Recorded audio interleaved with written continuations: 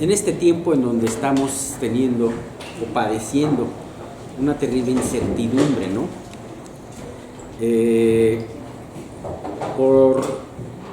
Precisamente por la incertidumbre de no saber a dónde vamos, a dónde va a parar todo lo que está sucediendo. Y sin embargo vemos cómo la palabra con mucha precisión describe los últimos tiempos. Si alguien estuvo escuchando lo que compartió Miguel acerca de Noé, podemos ver perfectamente establecidas como aquella parte que dice segunda de Timoteo, capítulo 3 del versículo 1 al 9, en donde los últimos tiempos serán días peligrosos. No sé si se sientan en esos días peligrosos. Bueno, precisamente Asaf se sentía en esos días peligrosos, aunque no eran los últimos tiempos, pero estamos teniendo muchas señales. Entonces, no nos desalentemos, no nos desanimemos, porque a veces suceden cosas que pueden hacer que mucha gente se endurezca, que mucha gente blasfeme el santo nombre de nuestro Dios. Y bien, pues tenemos aquí una situación, curiosamente, no sé si se han dado cuenta un poquito la tesitura de los salmos de Asaf. Estaba leyendo en un comentario que Asaf tenía una cierta melancolía en sus salmos. Vemos cómo él habla, y los que ha escrito, habla teniendo una situación de angustia. El salmo más recordado de Asaf es el 73, que ya vimos, y precisamente con él se encuentra en un gran conflicto personal en cuanto a su fe por todo el mundo que le rodea. Y muchas veces nosotros podemos sentirnos así: oye Dios, ¿por qué permites que se blasfeme tu nombre? ¿Por qué permites que la maldad triunfe? Sin embargo, así como Asaf volteó sus ojos a ver al Señor en ese salmo, así nosotros tenemos que voltearlo a ver. Y vemos cómo es un común denominador. En este salmo también va a pasar lo mismo, ¿no? Si nosotros leemos la dedicatoria, dice: al músico principal para Jedutún, salmo de Asaf. Bueno, entendemos, es el quinto salmo de Asaf que vemos, y es el tercero y último que se le dedica a este cantor o músico principal llamado Jedutún. Ya habíamos hablado en otras ocasiones en el Salmo 39 y en el Salmo 62 acerca de Jedutún, y habíamos visto que es de las familias de los levitas que David había colocado para alabar a Dios. Y algo que habíamos visto en aquel entonces, en uno de los dos salmos, no sé si alguien se acuerda de esto, pero ¿qué significaba el nombre de Jedutún? Le regalo 2 dulces al que lo adivine. ¿No? ¡Ay, tú ya lo sabes! Te voy a llevar tú. ¿Qué significa? Alabanza. Bueno, 2 dulces, está bien. Bueno, el nombre significa alabanza o laudatorio. Tú lo ves en la Strong, en el diccionario Strong, y significa laudatorio, alabanza. Y qué hermosa forma de poder ver una aflicción que pueda convertirse en una alabanza, ¿no? En estos 3 salmos también tienen una característica. Si tú ves el 39 y tú lees el 62, también se describe una desesperación del salmista por estar en las garras del enemigo, así como también un pesar por estar bajo la disciplina de Dios. Sí, hay veces que Dios nos trae a un lugar en donde somos disciplinados, en donde somos sometidos a presiones que de otra manera no podía trabajar en nuestra fe, pero estamos sometidos en ese horno. Sin embargo, ese lloro se convierte en alabanza cuando el salmista deja de ver las circunstancias para voltear a ver al Dios Todopoderoso y empieza a hacer memoria de sus hechos pasados. Este salmo tiene una característica y una estructura muy especial. Si se dan cuenta, va a empezar con una oración, con una plegaria de parte del salmista. Pero sin embargo, el salmista se agobia por una queja. y empieza aún a pensar, ¿por qué Dios me has abandonado? Sin embargo, el punto central de este salmo, el punto central de este salmo es ese versículo 10. Fíjate qué hermoso versículo. Dije, enfermedad mía es esta. Traeré pues a la memoria los años de la diestra del Altísimo. En ese versículo, el salmo da un giro de 180 grados y entonces el salmista deja de verse a sí mismo, deja de ver las circunstancias y encuentra mucho aliento y consuelo en ver la diestra del Altísimo. ¿Qué significa la diestra del Altísimo? Los hechos poderosos de Dios. Para terminar en el versículo 20 con una declaración de confianza de la pericia, sobre la pericia o habilidad que Dios tiene para poder dirigir a su rebaño. ¿Ven qué hermoso está esto?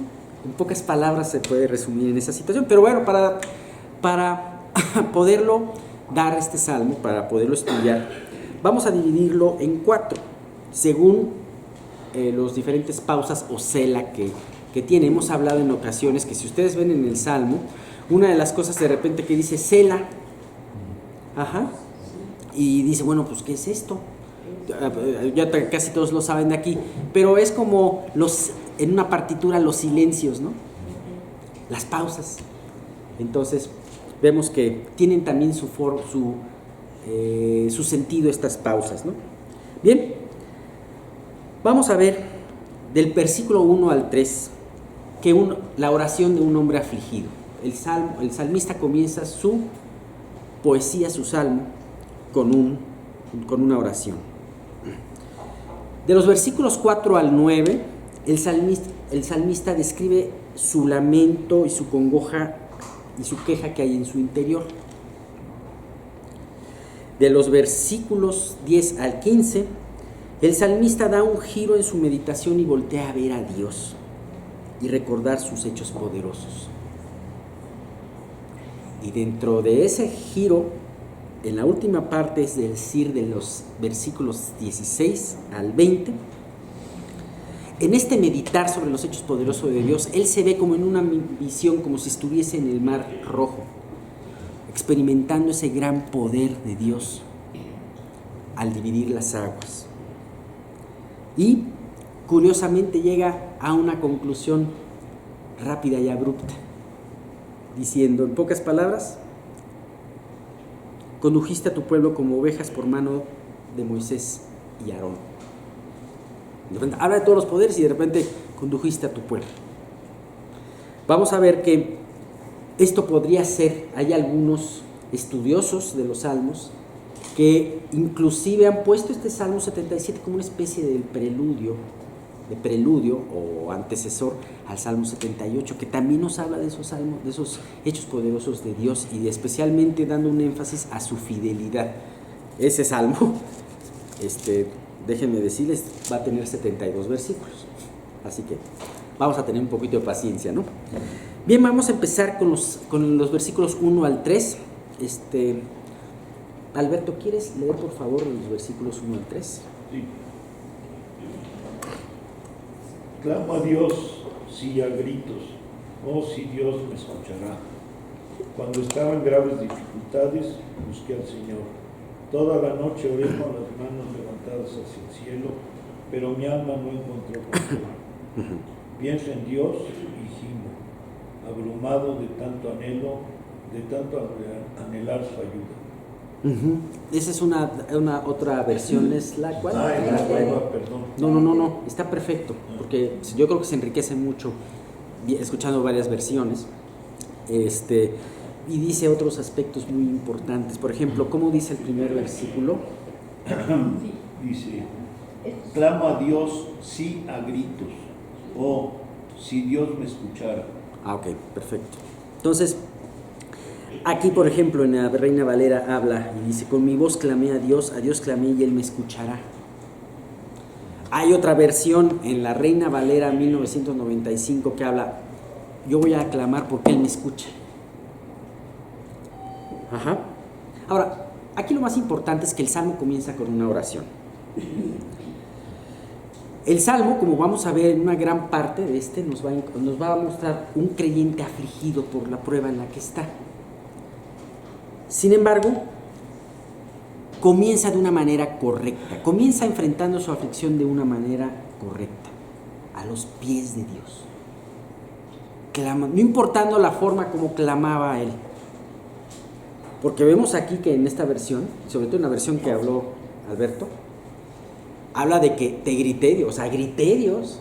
Ajá. ¿Sí? Pero todos nosotros hemos sido enfrentados a diversas pruebas. ¿Cuál es tu reacción primera ante las pruebas? ¿Cuál es tu reacción en general? ¿Tienes el hábito de quejarte? ¿Culpas a Dios de lo que está pasando? Déjame decirte, muchas personas se han alejado de querer tener que ver algo con la Biblia, con Dios, porque de repente sufren una aflicción y piensan que Dios es injusto. Entonces, como Dios es injusto, yo me alejo y ya no quiero saber más de Él. Sin embargo, Asaf nos enseña cómo empezar enfrentando esa aflicción. Él oró, él levantó sus manos a Dios, aunque pareciese como si el cielo estuviese cerrado delante de él, y clamó a Dios. Él no se permitió caer en la tentación de abandonar al único que podía tener el poder para liberarlo. Y me llama mucho la atención, clama, grita. Bueno, sabemos que la oración individual no tienes por qué hablar en voz, no tiene por qué ser audible. Sin embargo, ¿cuánto es la congoja del corazón de Asaf que hace su oración audible? Es como cuando te recibes un buen golpe y gritas, ¿no? Y si no gritas, sientes como que te ahogas, ¿no? Es que tuve que gritar, ¿no? O te van a hacer una curación, como dicen en el lenguaje coloquial, una curación de caballo. Entonces, pues tienes que gritar, ¿no? Ajá, porque como que eso desahoga. De alguna manera también el dolor que sentía Asaf por la prueba lo llevó a clamar. Sin embargo, aquí está lo hermoso, una parte muy hermosa de este versículo. Como decía, porque Él me escuchará. Voy a clamar porque Él me escuchará. En el caso de la versión 95 dice, a Dios clamé porque Él me escucha. ¿Sabes qué? Clama. Aunque tú veas todo adverso, aunque parezca que el cielo está cerrado, clama. Porque tú puedes tener la certeza de que Él te escuchará. No olvidemos tampoco lo que nuestro Señor Jesús nos enseñó acerca de la oración, de la importancia de tener una oración constante. En Lucas 18:7 dice, ¿y acaso Dios no hará justicia a sus escogidos que claman a Él de día y de noche? ¿Se tardará en responderles? Que claman a Él de día y de noche. Así que es importante el clamor, ¿no? Versículo 2. Al Señor busqué en el día de mi angustia. Alzaba a Él mis manos de noche sin descanso. Mi alma rehusaba consuelo. La versión que leyó Alberto decía, en pocas palabras, aunque, oraba y no hallaba consuelo, ¿no? Parafraseándolo un poquito. Aquí habla un poquito distinto, dice, alzaba mis manos de noche y mi alma rehusaba consuelo. ¿Sabes? Bueno, esto lo explicaré en un ratito, pero ¿tienes angustia? ¿Estás preocupado? ¿Tienes algún problema? Bueno, ¿sientes que los cielos se han cerrado delante de ti? Entonces es el tiempo perfecto para buscar al Señor. ¿Sientes que tu oración no es escuchada? Sigue buscando al Señor. Y si hay algún problema entre ti y el Señor que no veas, por lo cual sientas que tu oración no está escuchada, no te preocupes. Dios no es un Dios de confusión, sino de paz, y te enseñará cuál es la situación que tienes que enfrentar. pero no dejes de clamar a Él. Ese es un punto importante. Fíjate que los judíos, como muchos de ustedes saben, tenían un día especial para afligir sus días. Ese día se llamaba, sus vidas. Ese día se llamaba el día de la expiación. Eso aparece en el Antiguo Testamento y de hecho todavía se sigue llevando ese ritual en las comunidades judías. Se conoce como el Yom Kippur. Y en ese día ellos afligían su alma, ayunaban. Era un día de reposo, pero no reposo para flojear o descansar, mejor dicho, sino era un día en donde ellos tenían que meditar sobre su vida y sobre sus pecados. Era un día en donde ellos afligían su alma. Bueno, déjame decirte que Dios muchas veces trae espontáneamente esos días para nuestra vida. El día de aflicción, el día de expiación, el día en donde está nublado el cielo para nosotros. Y ese es un tiempo muy importante para poder no solamente buscar a Dios, sino también para poder, a través de la meditación en Él, buscar la respuesta. ¿Qué está pasando en nuestras vidas? Reflexionar sobre nuestras vidas y pedirle a Dios que claramente nos enseñe nuestra situación espiritual delante de Él. Este es un punto muy importante. Cuando te halles en una prueba, sí, seguramente Dios quiere que tú confíes en Él a través de esta prueba. Pero también pregúntale a Dios: Dios, ¿qué me estás mostrando? Muéstrame esa viga que no veo en mi ojo. Creo que es algo muy importante. Y bien dice, alzaba mis manos de noche sin descanso. Un día de pruebas trae consigo también una noche de preocupaciones. Y fíjate que así como cuando estás enfermo la temperatura te aumenta en la noche, todos nuestros males y quejas y preocupaciones también se aumentan en la noche. Sin embargo, Dios no quiere que el temor nocturno te caiga repentinamente sobre ti. También es un tiempo, la noche, en donde puedes buscar en tranquilidad al Señor. Si has perdido el sueño por una prueba, una aflicción, un pendiente que tienes, aprovecha esa pérdida de sueño para buscar al Señor, porque Él convertirá esa preocupación en sosiego. Él, meditando tú en sus hechos poderosos, vas a poder que ese terror nocturno se convierta en una paz dada a tu vida. Y eso lo puedes encontrar también en la noche.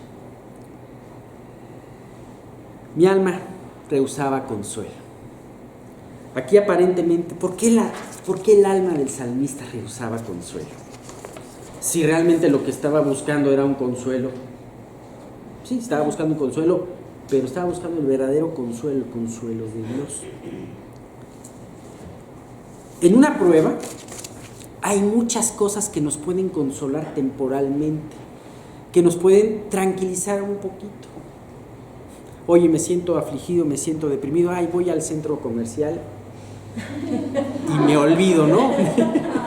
Me compro una prenda nueva o lo que sea, o cuando menos las voy a ver si no tengo para comprar una prenda nueva, y ya con eso se me olvida lo que traigo, ¿no? O por ejemplo, más fácil, ¿para qué salgo si está la televisión o el radio? Entonces muchas veces te sientes afligido por algo y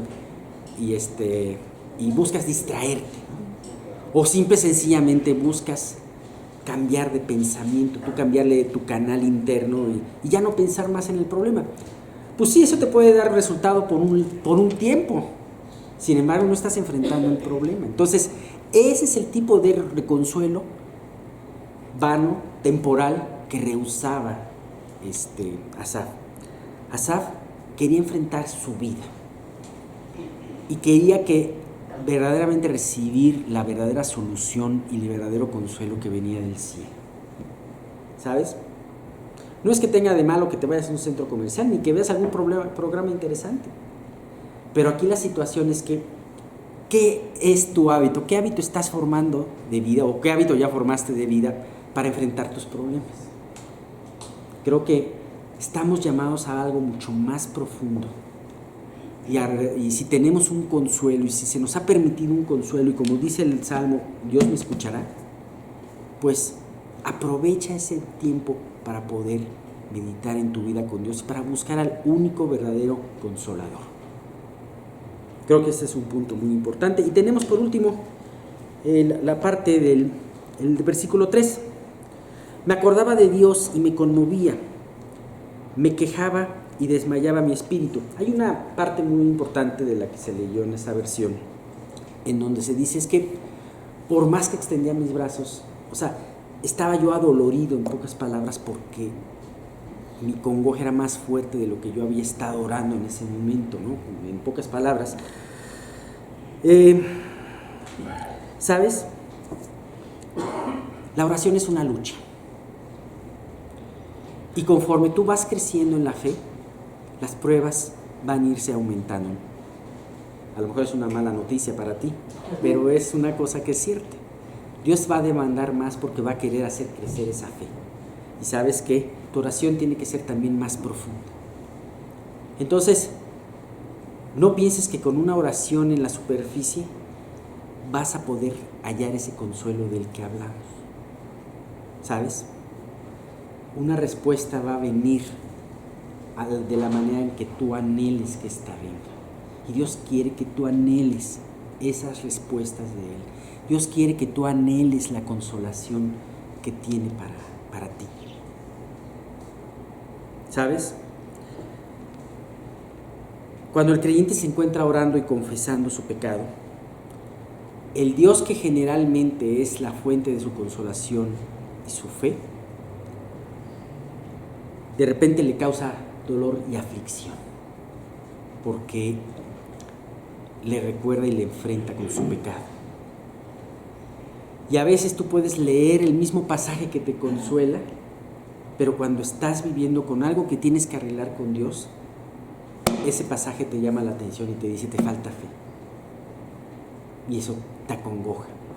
Y todo esto va destinado hasta que tú puedas realmente llegar en una oración en donde confieses y no quieras saber nada con ese pecado, y entonces recibas esa verdadera consolación.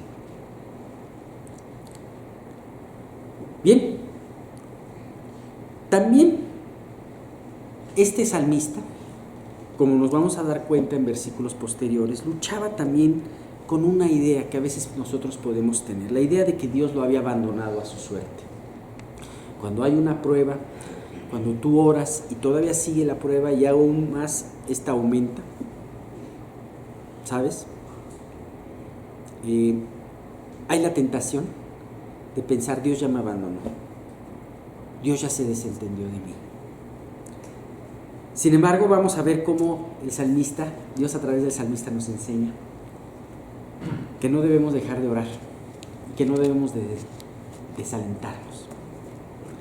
Tenemos aquí en esta iglesia algunas pruebas de que Dios es fiel, y especialmente personas que le han llovido sobre mojado y que nos enseñan que Dios sigue siendo bueno y misericordioso para con ellos. Así que, pues, es importante estar recordando esto, ¿no? Y bien, finalmente tenemos la pausa Sela, una pausa antes de continuar por un camino que siguió por unos versículos en dolor. Quizás nunca hemos experimentado nosotros una angustia o una agonía como la del salmista. Sin embargo, este salmo que vamos a ver es un referente de cómo enfrentar en fe y lucha la prueba, aunque nos hallemos en medio de ese horno de aflicción. Les quiero comentar por último 3 versículos, uno que viene mucho con la parte anterior de estar esperando a Dios y estar orando en la noche. El Salmo 135 es muy hermoso. Dice, esperé yo a Jehová, esperó mi alma. En su palabra he esperado. Mi alma espera a Jehová, más que los centinelas a la mañana, más que los vigilantes a la mañana. Y también el propósito que Dios tiene a través de las pruebas, nos dice Isaías 48:10. He aquí que te he purificado y no como a plata, te he escogido en horno de aflicción. Y finalmente, primera de Pedro, capítulo 4, de los versículos 12 al 13, en donde es una exhortación y un aliento para todos los que podamos estar en pruebas. Amados, no os sorprendáis por el fuego de prueba que os ha sobrevenido, como si alguna cosa extraña os aconteciese, sino gozaos por cuanto sois participantes de los padecimientos de Cristo, para que también en la revelación de su gloria os gocéis con gran alegría.